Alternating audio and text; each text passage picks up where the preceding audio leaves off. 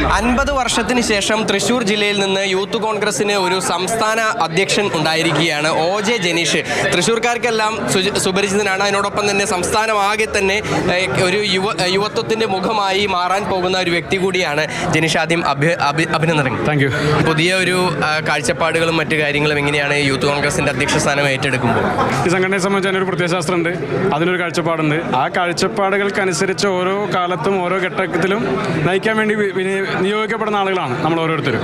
സർക്കാരിനെതിരായുള്ള വിവാദങ്ങൾ ഉണ്ടായ സമയത്ത് യൂത്ത് കോൺഗ്രസിന് ഒരു നേതൃസ്ഥാനത്ത് ഒരാളില്ലാത്തതിൻ്റെ ഒരു ശരിക്കൊരു ക്ഷീണം കാണാനുണ്ടായിരുന്നു. സംസ്ഥാന അധ്യക്ഷ സ്ഥാനത്തേക്ക് സമയം വൈകി എന്നൊരു കാഴ്ചപ്പാടില്ല. ഒരു വലിയ ജനാധിപത്യ പ്രസ്ഥാനമാണ്. ഒരുപാട് പരിഗണനകളും കാര്യങ്ങളൊക്കെ ഉണ്ടായിട്ടുണ്ട്. ആ പരിഗണനകളുടെയൊക്കെ അടിസ്ഥാനത്തിൽ കൂട്ടായ ചർച്ചയുടെയൊക്കെ അടിസ്ഥാനത്തിലാണ് തീരുമാനം ഉണ്ടായിട്ടുള്ളത്. എല്ലാവരും ഒത്തൊരുമിച്ച് കൊണ്ടുപോകാനുള്ള ഒരു കാര്യങ്ങൾ അതെങ്ങനെയായിരിക്കും? എന്നോടൊപ്പം പരിഗണിക്കപ്പെട്ട മറ്റ് 3 പേരും അവരെല്ലാം വിവിധ ഘട്ടങ്ങളിൽ സംഘടനയുടെ വിവിധ സാഹചര്യങ്ങളിലൊക്കെ നേതൃരംഗത്തുണ്ടായിട്ടുള്ള ആളുകളാണ്. ഞങ്ങളെ എല്ലാവരെയും 4 പേരെയും പുതിയൊരു ഉത്തരവാദിത്വം കൂടി സംഘടന ഏൽപ്പിച്ചിട്ടുണ്ട്. വ്യക്തി നയിക്കുന്നു എന്നുള്ളതല്ല, രാഷ്ട്രീയം നയിക്കുന്നു എന്നുള്ളതാണ് ഞങ്ങളെ സംബന്ധിച്ച് പ്രധാനപ്പെട്ട കാര്യം. സ്വർണ്ണപ്പാളി വിഷയമായാലും അതിനോടൊപ്പം തന്നെ സർക്കാരിനെതിരായുള്ള മറ്റ് ഇപ്പം ED വിഷയമായാലും സർക്കാർ പ്രതിരോധത്തിലായി നിൽക്കുന്ന ഒരു സമയത്ത് തദ്ദേശ തെരഞ്ഞെടുപ്പ് എത്താൻ പോവുകയാണ്. അതിൽ യൂത്ത് കോൺഗ്രസിൻ്റെ ഒക്കെ ഒരു പങ്ക് അത് നിർണായകമാണ്. എന്തായാലും എങ്ങനെയായിരിക്കും തുടർന്നുള്ള പരിപാടികൾ? ഈ നാട്ടിലെ വിശ്വാസികൾക്കും ജനങ്ങൾക്കും ഇടയിൽ ഈ സർക്കാരിനെതിരെ വലിയ ജനകീയമായ രോഷമുണ്ട്. ആ ജനകീയ രോഷത്തിൽ നിന്ന് ജനശ്രദ്ധ തിരിച്ചുവിടാൻ വേണ്ടിയിട്ടാണ് ശ്രീ ഷാഫി പറമ്പിൽ MP ഉൾപ്പെടെയുള്ള ആളുകളെയൊക്കെ കഴിഞ്ഞ ദിവസം വടകരയിൽ വെച്ച് സർക്കാരിൻ്റെ പോലീസ് മർദ്ദിക്കാൻ വേണ്ടി ശ്രമിക്കുന്നത്. ഈ സംസ്ഥാനത്തിനകത്ത് RSS CPM ബന്ധം വളരെ സജീവമായി തന്നെ മുന്നോട്ട് പോകുന്നു.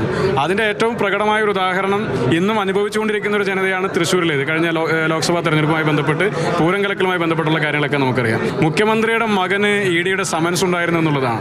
ഇന്ന് അദ്ദേഹം പത്രസമ്മേളനം നടത്തി പറയുന്നത് എനിക്ക് മക്കളെ പറ്റി അഭിമാനമാണെന്നുള്ളതാണ്. മക്കളെ സംബന്ധിച്ച് അദ്ദേഹത്തിന് അത്രത്തോളം അഭിമാനമുണ്ടെങ്കിൽ അവർക്കെതിരെ ഒരു ED നോട്ടീസ് വരുമ്പോൾ കേരളത്തിലെ പൊതുസമൂഹത്തോട് വിളിച്ചു പറയാമല്ലോ, എൻ്റെ മകനെതിരെ വന്ന ED നോട്ടീസ് ഇങ്ങനെ ഉണ്ടായിട്ടുണ്ട്, പക്ഷേ അത് കളവില്ല എന്ന് അന്നേ പറയാമല്ലോ. അതിന് പകരം അത് മറച്ചു വെച്ചു. അതിനുശേഷമുള്ള ദിവസക്രമങ്ങളിലാണ് ഈ സംസ്ഥാനത്തിനകത്ത് CPM-ഉം BJP-യും തമ്മിലുള്ള നെക്സസിനെ സംബന്ധിക്കുന്ന പല കൂടിക്കാഴ്ചകളും ഉണ്ടായിട്ടുള്ളത്. ഈ സർക്കാർ കോടിക്കണക്കിന് രൂപ ചെലവഴിച്ച് പത്രമാധ്യമങ്ങളിൽ കൊടുക്കുന്ന പരസ്യത്തിനപ്പുറം CPM-കാർ പോലും ആഗ്രഹിക്കുന്നില്ല ഈ സർക്കാർ തുടരണമെന്നുള്ളത്. ഈ തദ്ദേശ തെരഞ്ഞെടുപ്പ് വരാൻ പോവാണ്, അതിനുശേഷം നിയമസഭ വരാൻ പോവാണ്. കേരളത്തിലെ കോൺഗ്രസ് നേതൃത്വം യുവ നേതൃത്വങ്ങളെ പാർട്ടിയുടെ നേതൃരംഗത്തേക്ക് കൊണ്ടുവരുന്ന ആളുകളാണ്.